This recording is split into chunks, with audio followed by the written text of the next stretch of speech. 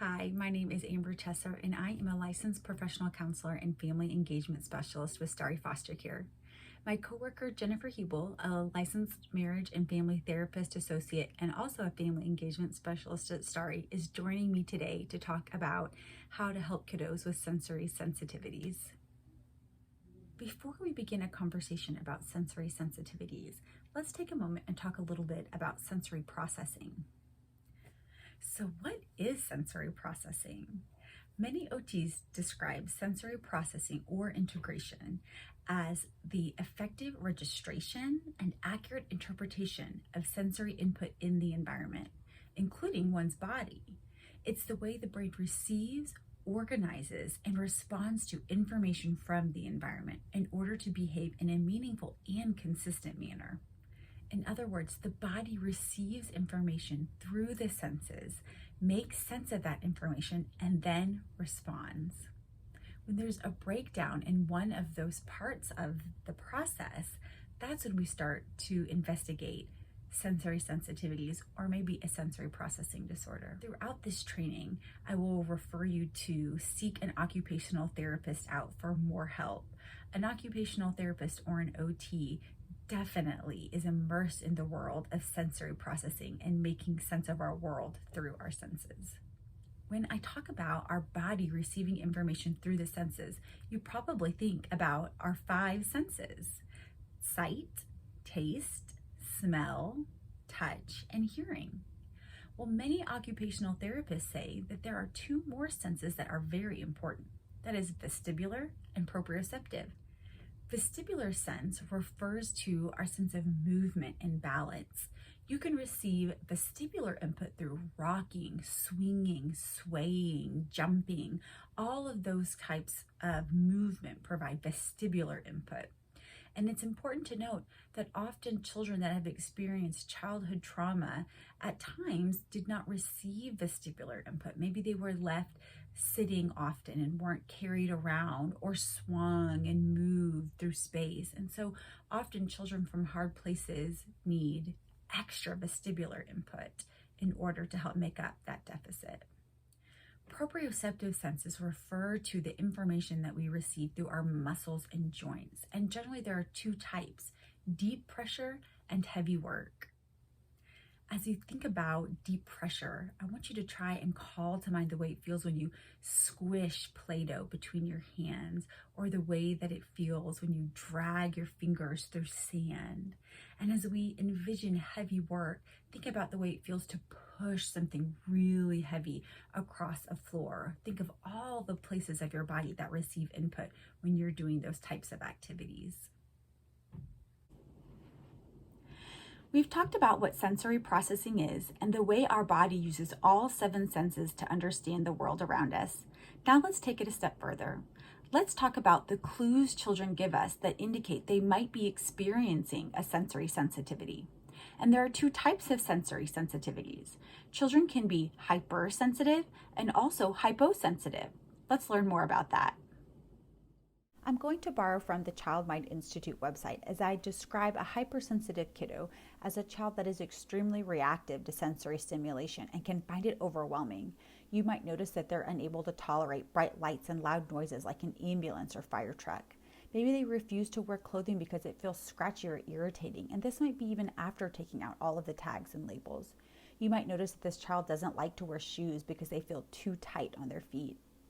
This child may be distracted by background noises that others don't seem to hear. They might be fearful of surprise touches and avoid hugs and cuddling, even with people they're close to. This child might be overly fearful of swings and playground equipment. They might have trouble understanding where their body is in space and bump into things and appear clumsy. This child might have trouble sensing the amount of force they're using, so they might rip paper when erasing, pinch too hard, or slam objects down. The Child Mind Institute describes hyposensitive kids as being undersensitive, which makes them want to seek out more sensory stimulation. You might notice they have a constant need to touch people or textures, even when it's not socially acceptable. They may not understand personal space, even when same-age peers do seem to have an understanding of it. This child might have an extremely high tolerance for pain, not understand their own strength, or be very fidgety and unable to sit still. This child might love jumping, bumping, and crashing activities. They might enjoy deep pressure like tight bear hugs. This child might crave fast spinning or intense movement, and they may love being tossed in the air and jumping on furniture or trampolines. Now that we've learned a little bit about how to recognize a sensory sensitivity and the different ways children can be sensitive to information they bring in through their senses, we're going to focus a little bit more on ways to support children with sensory sensitivities. I'm going to talk with you a little bit about being hypersensitive or overly sensitive to the information that our senses are receiving.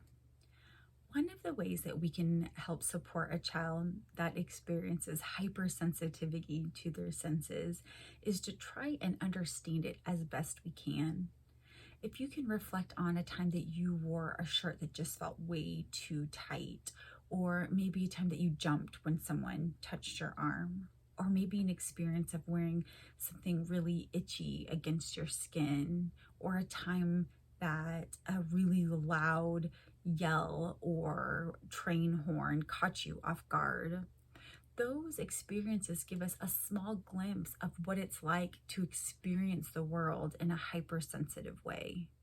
One of the advantages of taking the time to understand what it feels like for a child that experiences hypersensitivity is that it helps us anticipate what some of their triggers might be or environments that we know will be overwhelming for them and try to proactively provide support for our kiddo in those spaces. Let's take a moment now to walk through each of the senses and think about ways to support a child that feels oversensitive or hypersensitive to input received through that sense. When we think about our sense of vision or sight, some ways to help a child that experiences sensory sensitivity in this area, maybe you could bring a pair of sunglasses for them to wear, or a wide-brimmed hat, or just paying attention to the lighting in a room. Maybe the lights need to be dimmed for them, or using a lamp instead of overhead lighting. When it comes to our sense of smell, maybe coming prepared with a chapstick that has a strong minty smell that could help mask the odor of another smell that might be overwhelming, or maybe bringing an essential oil roller that has an essential oil smell that your child really enjoys, and you could roll it on the wrist and they could take in that input if you're in an area that has a really strong smell and it's overpowering their senses.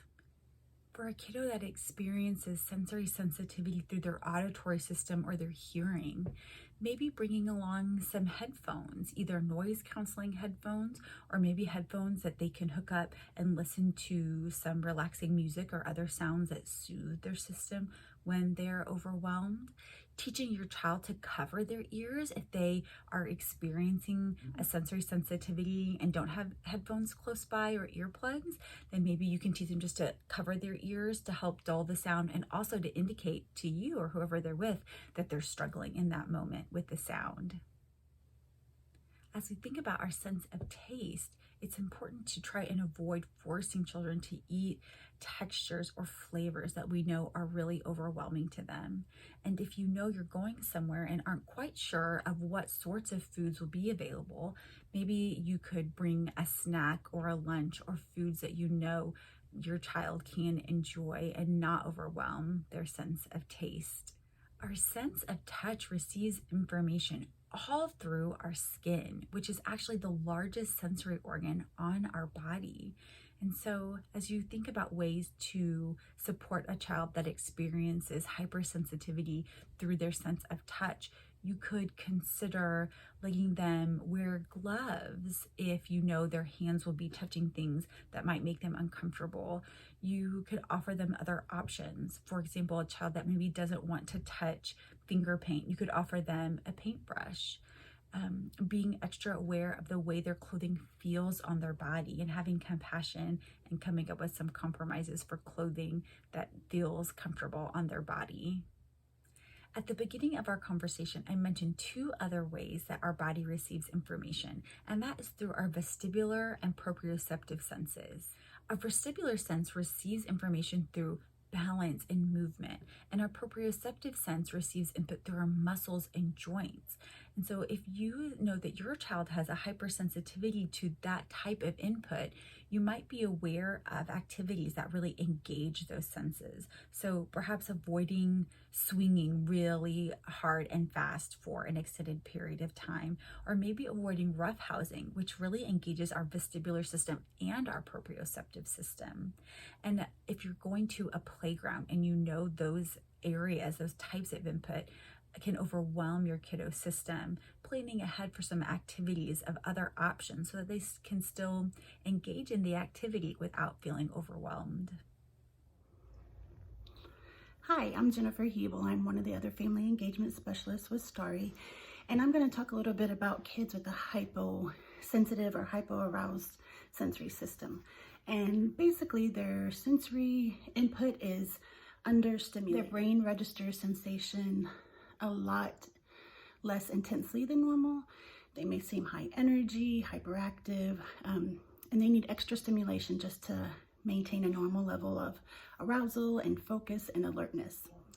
So we can talk about what would be helpful to them in the terms of the 5 senses. So visually, kids like this need bright colors, contrast. The more, visually appealing things that they can take in, the better for them. For touch, lots of input. They would benefit from fidgets, stress balls. I have a couple right here. There's all kinds of stress balls, fidgets that you can find, like really inexpensive at the dollar store or at Target or Walmart. I even have some like silly putty. So things like that, Play-Doh, clay, anything to just give them some more input through their touch. Sound, they might be benefiting from white noise or background music while they're going to sleep. Maybe for older kids, background music while they're studying. As far as movement goes, of course, they are always on the go. My son is literally walks on the couches instead of walks on the floor, and just bumps and rolls, and around the house he's hardly ever just normal walking. He's definitely hyposensitive. But you can get those big exercise balls and have them like in your living room or in the game room, and they'll sit on them. They'll probably roll on them on their tummy. That's always good for them. Sensory swings, you can look online and find sensory swings that you can either install in your ceiling. You want to make sure it's on a stud or get somebody who knows what they're doing to do that. But they also sell like A-frames that you can get and hang sensory swings from. Those are always great.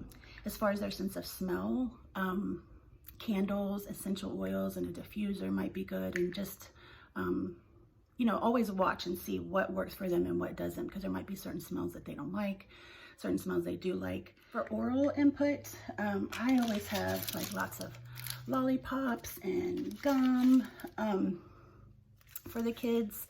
Sometimes my younger ones, that might not always be the best if I'm not right with them, but spicy foods, ice chips with water, raisins, any kind of thing that gives them that extra chewing or sensation in their mouth.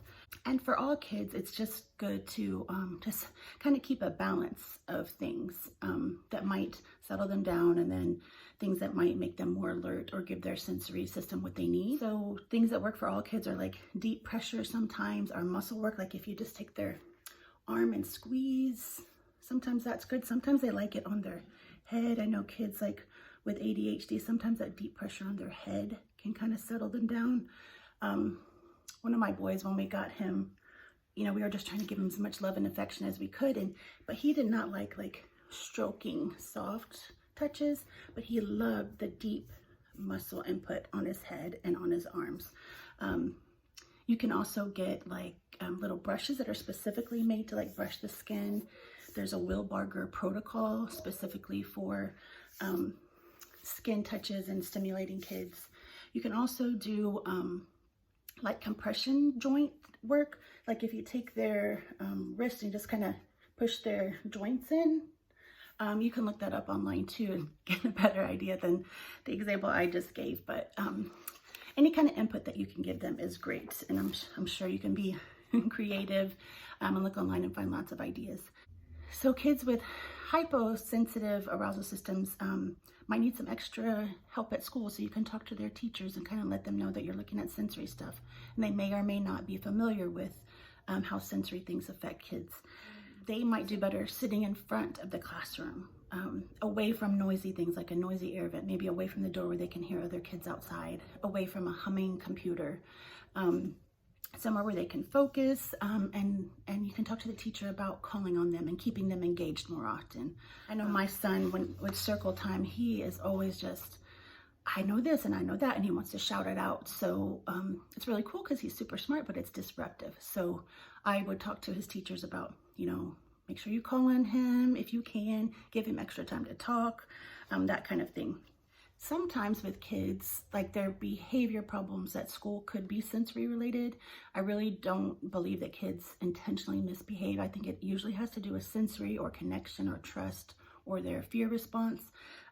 If it's sensory, sometimes it's just an accumulation of sensory input that kind of puts them over the edge. It's hard to kind of pinpoint what might be causing the problem at school. Note that anytime their routine is changed, that can just be one more thing that's like the straw that breaks the camel's back. If they're dealing with all this sensory input and then their routine changes, maybe there's a substitute at school, maybe it's a special day and there's a pep rally or a assembly. Those kind of things can just be the thing that pushes them over the edge. So sometimes it's good to be aware of that and let the teachers know that also. Sometimes I think kids, no matter how hard you try, you can have a sensory diet, put all this stuff into play, but they just need a reset sometimes. And I was reading, one mom said that she has this little reset routine with her child. She has him go jump on the trampoline for a few minutes. Then he comes in and has some ice water and he might chew on the ice. And then she gives him some weights and has him go up and down the stairs. I think that's a great idea. You could do that if you have stairs, give your kids some books or a box maybe to carry up and down the stairs. Maybe you set a timer and make it a fun game. Like, I have an obstacle course for you. How quick can you do it? Jump on the trampoline, come get a drink of water, chew on some ice, go up and down the stairs. And that can kind of reset them, give you a chance to connect to and meet their sensory needs. Hopefully this will help you with dealing with kids that are hyperactive, that need a lot of sensory input. We talked about a lot of things in a short amount of time. And if any of it resonated with you and you're wondering, maybe my kiddo has a sensory sensitivity or possibly a sensory processing disorder, please seek additional information from an occupational therapist. This is their wheelhouse and they will be able to provide lots of support. From Jennifer and I both, thank you so much for listening today. Check out our resources at the end of our video and feel free to reach out if you have any questions. See you next time. Bye.